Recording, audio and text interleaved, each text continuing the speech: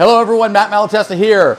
On my whistle, Ethan Bonner, Miami Dolphins from the Woodlands, played at Stanford. Amazing story as it relates to his journey to the NFL. I don't even know where do we start?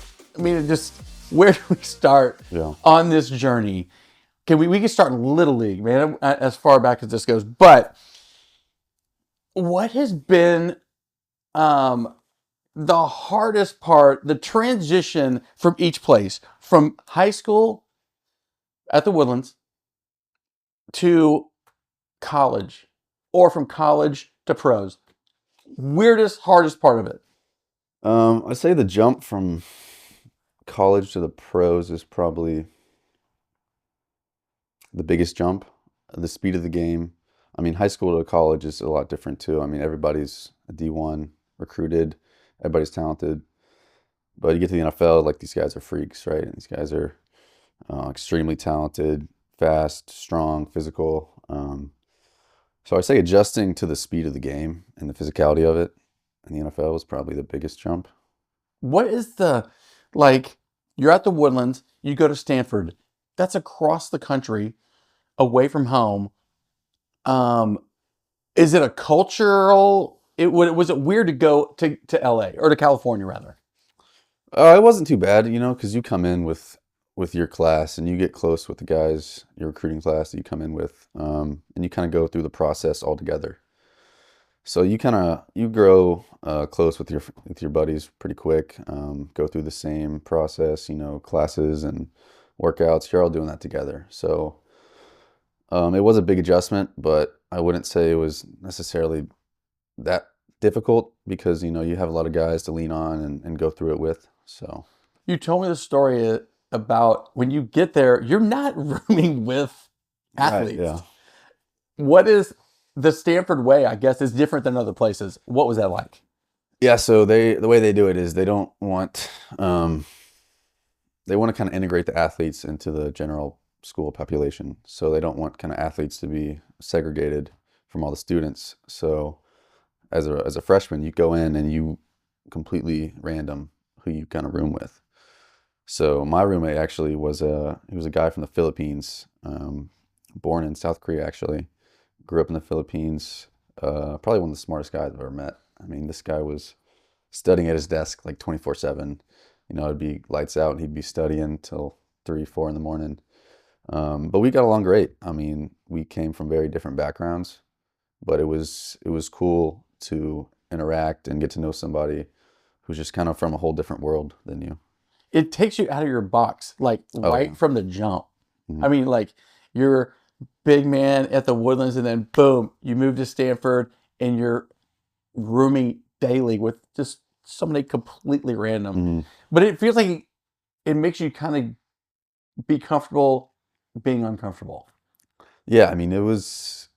I know you've probably heard this too, like the Woodlands is like a bubble. Yes. Right? So getting out of there and seeing, especially the West Coast, the culture of that community is just a lot different, politically, geographically, a lot of ways. But it did kind of open up my eyes a little bit and expose me to more of there's more to the world than, just Texas high school football and sports and stuff like that. So I'd say I'm very grateful for that. It was a very unique experience. And, I had a great time.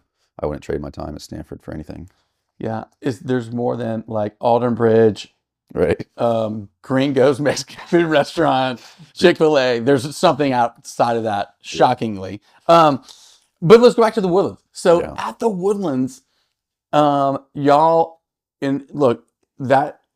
1 year when you were a junior, they reached the state finals. And that was a big deal because Woodlands has not been like that since. And you were just a junior at that team that year, all state, bunch of interceptions. You really kind of exploded on the scene, the recruiting scene as well. But what was that year like, making a run with those guys to state as a junior? Yeah, I mean, that was incredible. I feel like it all just kind of came together at the right time. Eric Schmid, slinging it back there. Dylan Casey, Keyshawn. We had all the pieces. Not a whole lot of guys from that team actually went on to play, but Grady guys hard workers, and we found a way to make it work. We clicked. We had a great defense. The guys up front, we had Grant Milton obviously, and Connor Barnett and Locking Fora and those guys.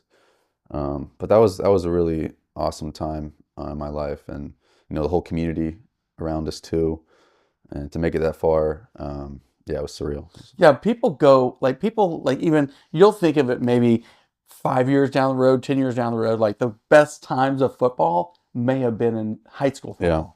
We talk with like Michael Brockers, and he's like, "Oh my gosh, my time at Chavez High School, I still talk to those guys." It Yeah. seems like that's a common thread with people that go through this journey. Yeah, I mean, the camaraderie and brotherhood you have with your high school team is just, I think it's deeper rooted than a lot of other, when you go to that next level. So I mean, even to this day, I still keep in touch with a lot of the guys from high school. So it is special to kind of, grow up with those guys and be on the field and play together. So yeah, it's definitely something I wouldn't take for granted. You're playing 7-on-7. I think that's the summer of your going into your senior year. Yeah. ACL injury. hmm Dude, when that happens, what is just, I mean, what is that feeling like? It just seems like it's devastating because it happens all the time to people. Yeah.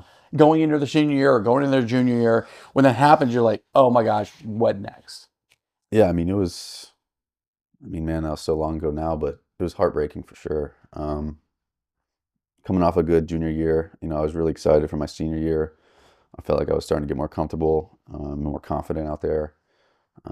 So yeah, it was not easy. But I had a good support system around me, and thankfully I was able to come back from it. Okay, so then you get to Stanford, and you're kind of, what was the biggest moment, like your cemented moment at Stanford in a game? Biggest moment. So I'd say my freshman year, they had the rule where you could like play in 4 games and keep your red shirt. Yeah. Right. So I didn't play most of the season, and then the last 4 games, we had a couple injuries, and I got to play on special teams. And I remember like running down there on kickoff, it was against Oregon State, and I was like the backside 2, just chased the guy down and made a tackle. Came off the field, I was like it's not that hard, like these guys, I can play with these guys. So I feel like that was kind of like an aha moment, like okay, like I can play at this level. Because going in rookie year or freshman year, you start at the bottom. You're the bottom of the barrel, so you got to kind of work your way up and earn it. So I just put my head down and worked. But I mean, realizing that I could play here and I can be on the field was probably a big moment for me. It's kind of weird because we talked to a bunch of kids from high school to college, and it is like, maybe it's mostly girls, but man, some people have a hard time with the adjustment going to college because it does take a minute to get on the field. It does take a minute to kind of find your footing over there. And hey, you might get there and it might not be exactly what you expect. Did you ever have that kind of moment where it's like, oh, dude, is this really what I want to do? Or it's like, bam, I'm football all the way. Yeah, I mean, it is different. I mean, I thought I was smart going in. Yeah. And I remember like one of the first engineering classes I took, it was like a whole nother language. And that was kind of a moment where I realized, all right, this school stuff's pretty hard. Throughout high school, I never really had a problem. Yeah. School was pretty easy to me. I stayed on top of it, studied and all that. But some of those first college classes I took was kind of realizing like, all right, this is going to be an adjustment. This is a lot more time I have to put into academics and my schoolwork. But there's not a whole lot to lift you up. You got your guys around you, but you're in it, and you don't pass, can't play. So we had a good team of academic advisors and support staff to help us through it. But I'd say that was probably the biggest adjustment too, is just the classes and kind of finding your footing and what you want to do, what you're passionate about. Because my whole life was like sports. Yeah. Right. And school was always kind of like just something I was doing on the side. Right. But That's everybody though. right, and you get there and you're like, oh, you got to pick a major, you got to find out what you want to study, what you're passionate about. So I'd say that was kind of one of the biggest adjustments, was kind of finding what I like to do outside of football. Stanford chicks, not an SEC situation. Nerdy school, or what are the people like? The people are unique. That means they're not good looking. They're not SEC style. They're it's diverse population for sure. I mean, there's people from all over, Right. International students. Obviously you got the legacy kids, with their parents going there and stuff, but people from all different backgrounds. So, I mean, I won't get into like how hot the girls were, Right. but it was also cool because you met a lot of people that you wouldn't meet kind of anywhere else, or they're from completely different backgrounds. And so that was really cool. So then you go senior year. Everybody's got this moment, this Notre Dame moment. Was it Notre Dame? Do you have like a big sack or interception or something like that? Yeah. But going into your senior year, your thought about football was, hey, this is going to be, I'm going to just ride this thing out. It's going to be great. And then that's it. Or yeah, no? I mean, so I was going into the year, I was contemplating my future a lot. There was also a lot of people that I was, in classes with that were already interviewing for jobs and stuff like that, and starting the whole interview process. And so that was kind of weighing on me a little bit because I didn't know what was going to happen after the year. I knew I wanted to put my all into the year, but I didn't really know what my future was going to look like after. So I kind of reached a point where it was like, listen, like I'm not going to really know what I'm going to be doing after this, but I'm going to put my all into this. And then if it's time to hang it up, and I'll hang it up. And if it's not, then, I'll try to keep going. But that was definitely something that weighed on me a little bit. But I ultimately just got to a point where I was like, I can't focus on that. I got to focus on the year, and I got to focus on, this season and this team. And then that year, first of all, what is Shaw like? David Shaw. Yeah. Seemed like he was like trajectorying so high, and he seemed like a great guy, great manager of a program. He's not there anymore, but just what was he like as a head coach? And now when we talk to other people, it's like you're really connected to your position specific people. Right. So what was Shaw like, and then what was your room like as far as DBs? Yeah, I mean, I started with Shaw. Shaw was a great coach. I love David Shaw, and it kind of unfortunate how his last couple years at Stanford ended up going, but every guy on the team had a lot of respect for him and the kind of program he ran. He really does care about his players, and I think players can see that. And any of his ex-players, you ask them about David Shaw, and they'll say good things. And as far as the room goes, we had actually a really good DB room. A lot of good leaders come through that room. You can't talk about that room without talking about Dwayne Aquina. He's our position coach, kind of a legend.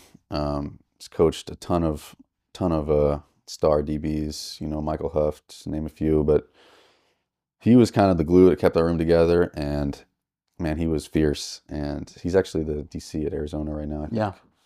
But he was probably one of my favorite coaches ever. He made sure he got the best out of his players, and he was a great coach. A lot of respect for him. So then the senior year happens. What was the senior year like? Is it it's like a bunch of last time you'll be doing games or whatever it might be. What was it an emotional year? Was it kind of uncertainty, or were you just like letting it rip? It's kind of just like letting it rip. Yeah. I mean, so I did 5 years. So I actually, because my senior year, my fourth year, I started the season. I started the first game, and then like the week before the second game, I like pulled my hamstring like pretty bad in practice. Rehabbed, supposed to be only like 3 to 4 week thing. Ended up like tweaking it again, trying to come back. Ended up missing like 8 games, and I finished the last 3. But after that last game, I was I think I knew immediately is like I wanted to come back because I knew I had more in the tank, and I didn't really want to go out like that. I'd missed most of the year. So that's just not really how I wanted to end my football career. So as far as football goes, I knew I was going to come back. But coming back for a fifth year, all your friends and students and not everybody on the team is coming back. So there were a lot of laughs, and like it was emotional at times, but I mean that's life, nothing lasts forever. But I made a lot of good friends I still keep in touch with. But yeah, I had a good senior year. And then, okay, so then you kind of, when you get there as a freshman, it happens so fast. I feel like college happens faster than high school. It just happens Yeah. so fast. And then you're thrust into like a leadership role. And then what was that like, being a fifth year guy and one of the leaders of the team on defense or in the room or whatever? Yeah, I mean, it was definitely different than my freshman year. You're just trying to figure out what's going on. But yeah, I mean, like you said, it flew by. It does fly by. And going into that fifth year, I knew I was kind of one of the older guys and somebody, the room kind of looked up to and was a little more of a leader in that room. But I mean, yeah, we had a lot of good young guys who were committed to the process, and we were a very tight knit group, a tight knit team. We were all really close. But yeah, I mean, some of the guys I've made relationships with in that locker room, I think will last forever. So then, the story of you maybe getting a job or getting ready to have a job, and then you go to the Stanford Pro Day. Walk the people through like what made you go to the pro day, and it all falls back to the Woodlands High School track. This cat can run some damn track. What walk us through what happened? Yeah, so I mean, like I said, I was still pretty uncertain about what Yeah. was going to happen after that year. I'd also been through a lot of surgeries and injuries in my tenure at Stanford, and even going back to high school. So there's also that part of like, do I really want to put my body through this anymore? I've had a lot of knee problems and stuff like that, but I ultimately got to a point where if I never played football again, I think I was always gonna look back and think like, what if? I felt like I hadn't reached a point to where I was playing the best ball I could play yet, and I feel like there was more in the tank. And so, I was like, you know what? I'm just gonna go for it. I was like, fuck it. Like, let's Do it. rip it and see what happens. But no matter what happened, I would have known, I at least went for it, and I wouldn't have any regrets. So you go do this. I mean, and it's not like when I see like an LSU and a UT and like pro day, it's tons of people out there. It's like a domed area. I think, were you running outside or something like that? Yeah. So they had a tent up, and then I think it like blew away, and it was like cold and rainy, and the tent blew away. They couldn't put it back up in time. But I mean, we were all just like, whatever. Like, there's nothing we can do about it. It's so California. Whatever. Like, we couldn't do anything about it. So yeah, I mean, we just went out there. Yeah, I remember like the night before, I was like pretty nervous, because Yeah. it all rides on the 40, right? Everybody talks about how important it is. And my trainer, Derek. So Derek was training me, Jonkins. And it's a funny story is like he was timing me closer to the end of our training, and he was lying to me about the times. Yeah. And I was disappointed because told me I was running like 4:45 and all this, and I was like, I know I can run 4:3. And so it's funny, he didn't even tell me that until after, because once I ran the 4:38 or 3:39, I remember thinking like, damn, like I was pleasantly surprised, right?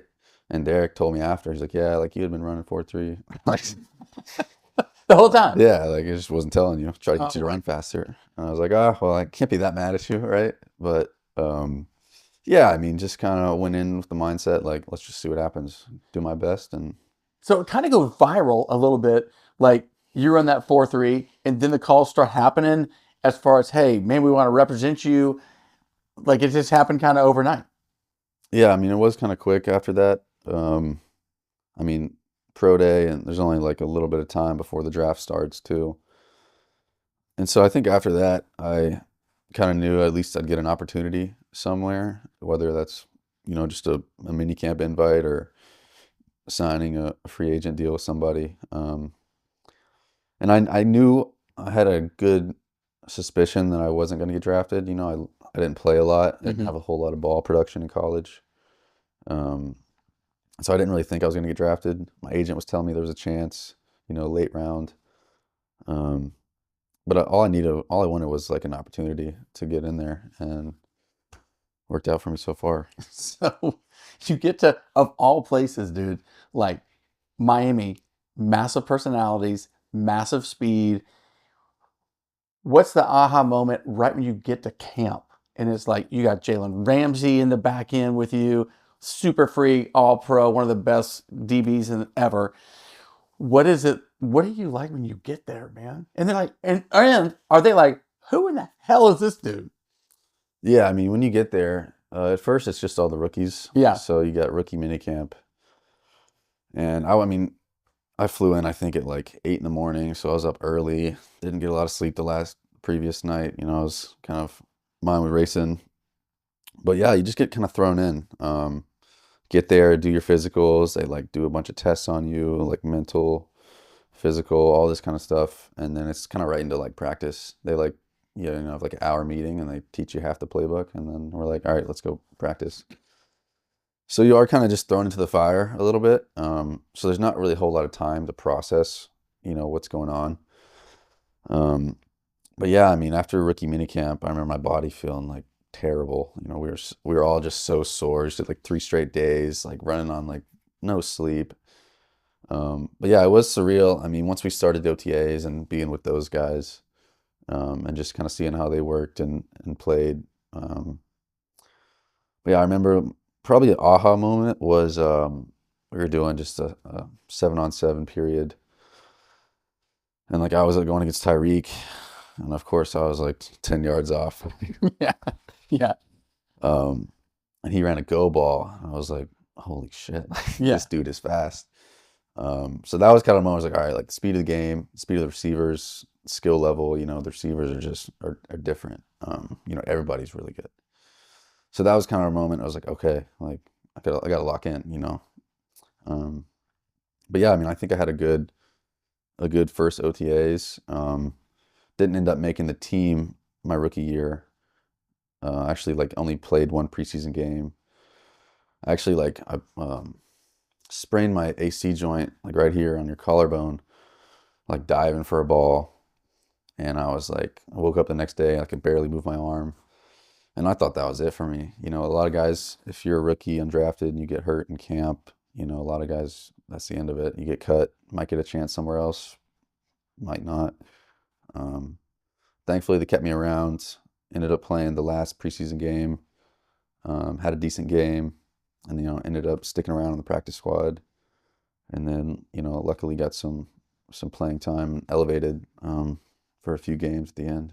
Dude, elevated for a few games in a playoff game in the snow. You cause a fumble against the Chiefs. And the whole Woodlands, when that happens, I think just erupts. It was like, holy shit, did y'all just see that? So, I mean, how weird is that to not play and then you're thrust into a playoff game? Yeah, I mean, it's I fun. would be pooping my pants, dude. I would be having a freaking heart attack at that point. Yeah, I mean, I knew going into the game, I knew I was up. And I knew I was playing on special teams. But like playing on special teams and playing on defense are like totally different. And I actually didn't know I was like the next corner up. So Eli Apple got hurt, and they start like looking at me like, you're going in. I'm just like, all right, like shit. Patrick Mahomes. Yeah. Yeah, but I mean, it was also just so cold. Like you couldn't really like think of anything like or process very well. So I was just like, all right, like just gotta lock in and go in. Um, and yeah, I mean, going into that, I think I'd only played like 15 snaps on defense all year. Um, but yeah, I mean, that was a really cool experience though. Wild. And playing a game like that, I think definitely gave me more confidence going into the next year too, that I can play and I can be out there. What do you think your secret sauce is for coaches? Is it, and here's what I think it is, and I'm not a pro coach. I don't know if y'all know that, but I think you're going to be super prepared and you're going to freaking know the playbook. Yeah, I mean, there's obviously like the cliche around white guys being like, I wasn't even going to bring it up, but now that we're talking about it, sneaky athletic, hard workers, yeah. first in, last out kind of thing. But yeah, I mean, I think throughout camp and the year, every day, as an undrafted guy, like you kind of have to like earn your job. Even on scout team, a lot of guys come in and out. But I talked to a lot of other undrafted guys that have made it in the league, and they're on time and they do the right thing, and that's kind of how they stay in the league. And when they get their opportunity, they take advantage of it, and that's just all I try to do. But yeah, I mean, especially undrafted and not being a starter, you just kind of always got to be ready. You never really know when your opportunities are going to come, but it's important to be ready at any point and maximize them when they do come. I mean, think of like you and Danny Amendola, Dance with the Stars could be in your future, but Amendola from the Woodlands goes to Tech, undersized guy, and then he's on Hard Knocks, and he kind of does okay on Hard Knocks, and then doesn't. But he's the same guy, always around, and then somebody likes his tape, and then boom, away he goes to New England or wherever he goes, getting paid and winning Super Bowls. People think like if you're not drafted, you're done. There's a lot of, I mean, it's a little more unheard of, but do you think you appreciate it more because you are fighting all the time? Yeah, I mean, I think it definitely gives me a little bit of a chip on my shoulder. Just I want to go out there and prove that like all these guys that were drafted before me, like I can do the same thing, and I can play just as good a ball. Um, but I mean, my mindset throughout my time has just been show up every day and work as hard as I can and do everything I can and see where that leads me. If that gives me opportunities to keep playing, then I'm very grateful for that. And if it doesn't, and I end up not playing anymore, then I know I could say I put my all into it. But drafted, undrafted, I mean, I will always have the undrafted, next to my name, and that might make it harder to get opportunities. But at the end of the day, like you put good stuff on tape, coaches are going to see that and want to keep you around. It seems like you stick. You're going to be, if you stick for that first hard part, you got a chance to play several years.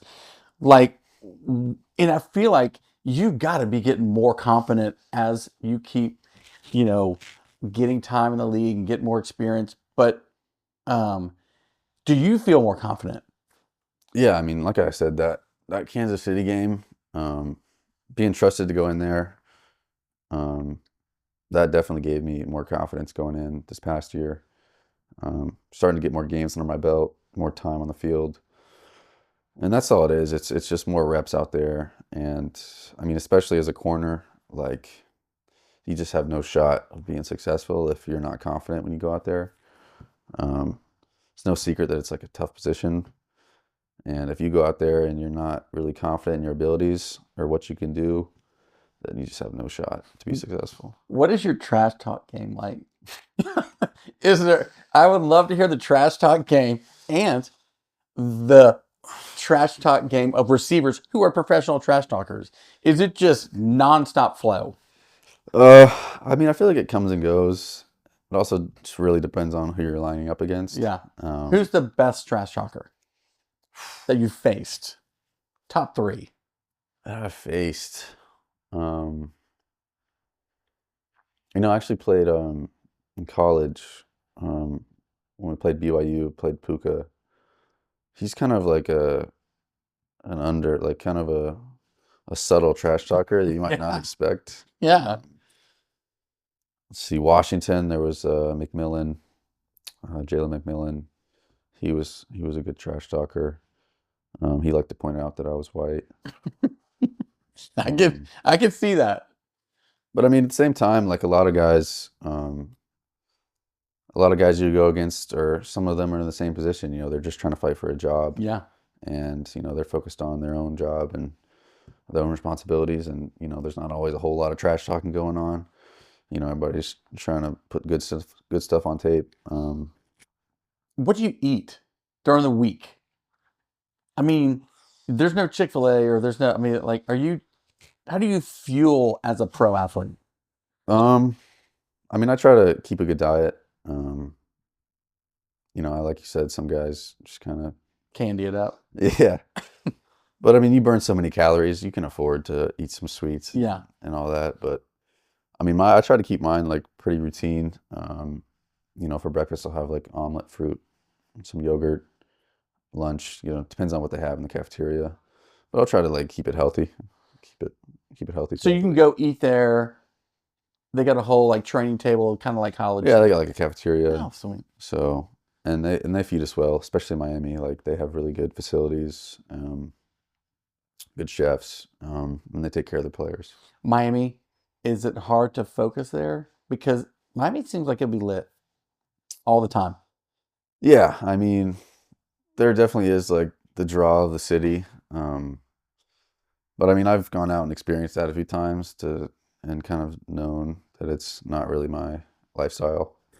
So I wouldn't say like that's a huge like problem, especially among the team. Like a lot of these guys, they are professionals, and you know, we're not going out partying, you know, night before game or anything. Like so. the NBA. Totally. Yeah, I mean, I don't even know what that world's like, Yeah. but I know it's different. But yeah, I mean, it's a cool city. There's a lot to do. What do y'all do to blow off steam? Just to get away from the facility. Golf. Golf is a huge thing, especially with like my friends on the team, guys I'm closest with. We've bonded through golf. Also fishing, like South Florida is great for fishing.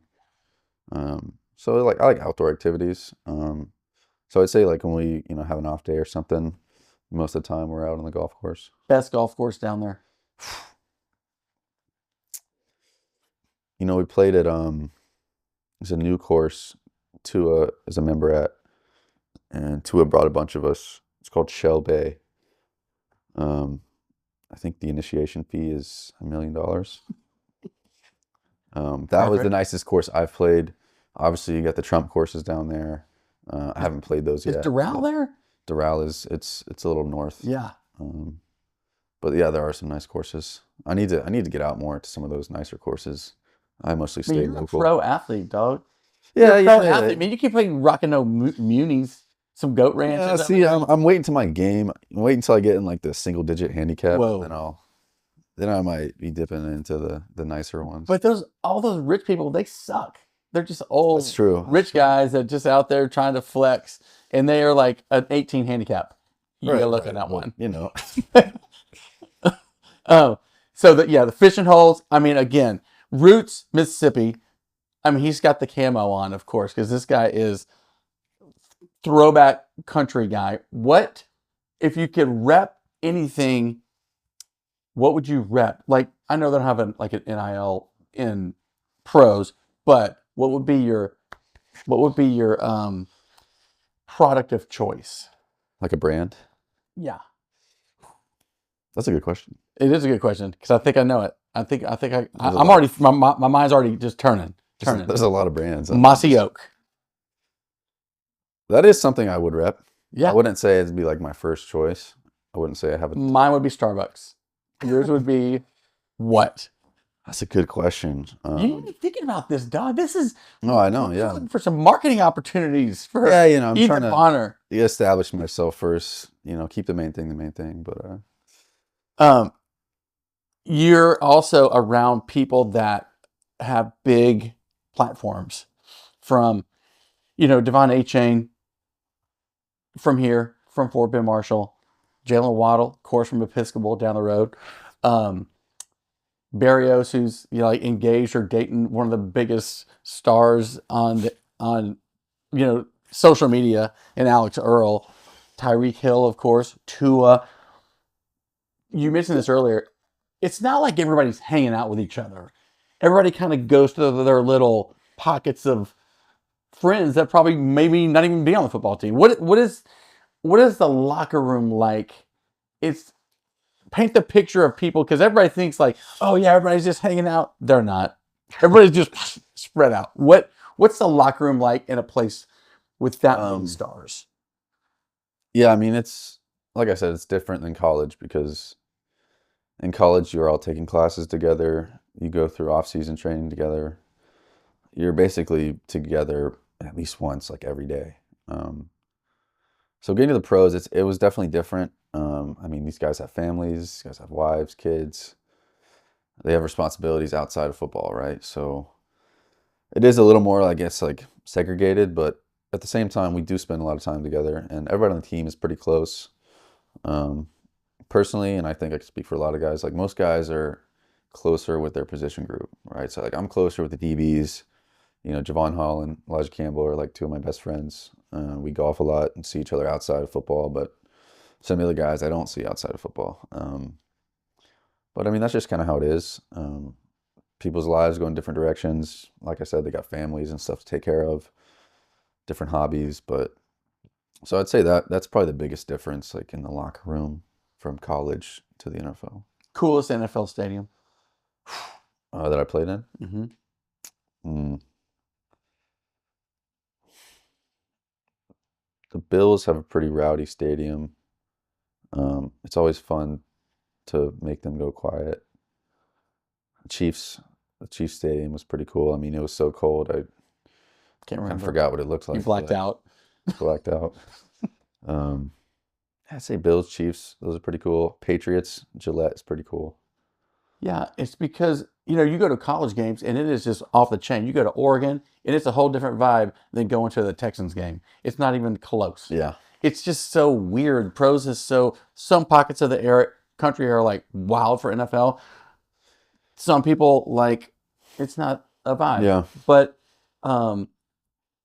best quarterbacks you played. Who could you see like, hey, that guy is on top of his game? Is it the Bills QB? I'm a big fan of Burrow. I'm an LSU guy. I'm a huge fan of what Jaden Daniels has done this year is insane as a rookie. It's incredible. Who do you, as a quarterback, say, man, that guy's got it together? I mean, Josh Allen, seeing him play in person is pretty cool. I mean, he's a freak. He's huge. Yeah, he's huge. Makes crazy throws. Plays with his legs. I will say though, playing against Aaron Rodgers was really cool. Just kind of the legacy he has. Thinking about him in his like prime and Packers days. Like I remember growing up watching him with my dad. Isn't that crazy? Like Yeah. you're watching him as a kid and you're playing against him as an adult. That's wild. Yeah, I mean it's definitely surreal. Really cool. I'm trying to think who else a good quarterback I played against. Yeah, I mean, I think Josh Allen's probably one of the best. What you're saying is there's not that many good quarterbacks that you're that impressed with. What about Sure, okay Lamar's up there. when you're on the game, another guy, Woodlands guy, sketch playing the game. I'm like, bro, you're on the game. Oh, you're talking about Madden. Yeah. Yeah. What is that? I mean, is that kind of surreal also that you're like, hey, I'm on a video game. You probably are on the college video game back in the day also. Yeah. Or you don't even think about it. You're just like, See, I don't play it, so that's probably why. Yeah. You're not it down doesn't with hit me as hard. Yeah. But that is cool. I like to think about. It is cool. Need to try to get my rating up, I'm sure. But What about the college game now with NIL and the portal? What would you have done different? Maybe that you wouldn't do anything different, but it's completely different recruiting for high school and then getting to college and going up and going down and getting paid. yeah. You just missed it. You just barely missed it. Yeah, I mean, the landscape when I played was much different. I mean, guys are still getting paid just under the table. Yeah, differently. But yeah, I mean, what I would do different, that's tough because I was never like a huge star in college anyway. So I don't think I missed out on a whole lot. But it would have been nice to like have the opportunity to get paid if I was. Couple $100 here and there. Yeah, I mean, a little pocket change. a little pocket change. I think I left college more broke than when I went in, to be honest. Yeah. So now it's like, but it's ridiculous. wild. It's like free agency now. The portal. I mean, every year there's everybody's throwing their name in, seeing who's going to pay them the most. I think it's kind of ridiculous. It is ridiculous. I agree. If you put you, A-Chain, Waddle, and Hill on a 4x4, could you win the NCAAs? All right, I thought you were going to say Olympics. I mean, we're gonna start with slow down. We're gonna start with the NCAAs. I don't know, dude. Those guys in college are, they do that for a living. I think we could compete. I'll say that. I mean, even high school we ran. Just you and close A-Chain. to college time. You and A-Chain, got Texas Gold, which is probably the fastest state in the country, in some wild events. I think we can compete. I don't think we'd win. I mean, I think there's probably just too many good sprinters out there that could put together a faster team. I think we could be competitive, though. I'll say that. Is it the speed that's really set you apart? I think that's what's given me a chance, for sure. I mean, I know that's my biggest strength, and especially the position I play, that's kind of a very valued quality.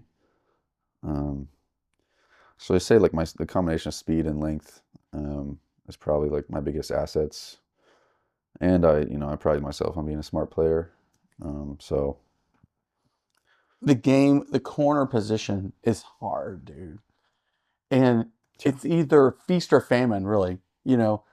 Who do you like to watch and say, hey, this guy's a really good corner too?